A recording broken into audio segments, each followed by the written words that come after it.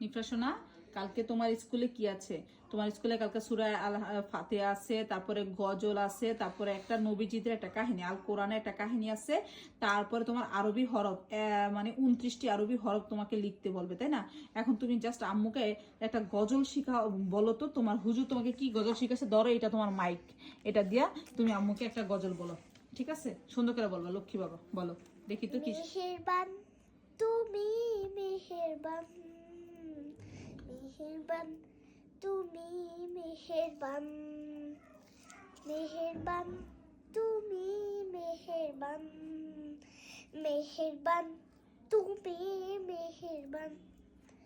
আমি পাপী গুনাহগার, তুমি ছাড়া কে আছে আর?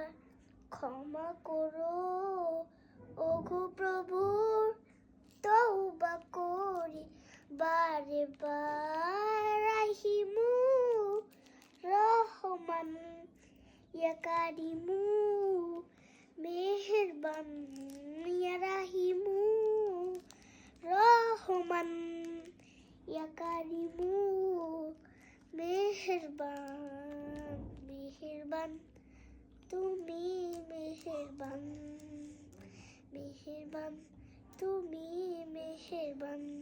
তারপরে জানি না হাজার পাপের সাগরে। তারপরে তুমি তো আরো পারো, এইটুকু বললে তুমি থেমে গেলে কেন? আচ্ছা নিফরার সময় যেটুকু বলছো অনেক সুন্দর হয়েছে, থ্যাংক ইউ বাবা। কিন্তু সুন্দর করে বলতে হবে, মনে সাহস রেখে কালকে ক্লাসে কিন্তু বলো, মনে করবে এটা তোমার মাইক, এই রিমোটটা তোমার মাইক, সুন্দর করে এরকম করে বলে ফেলবা, ঠিক আছে? গুড।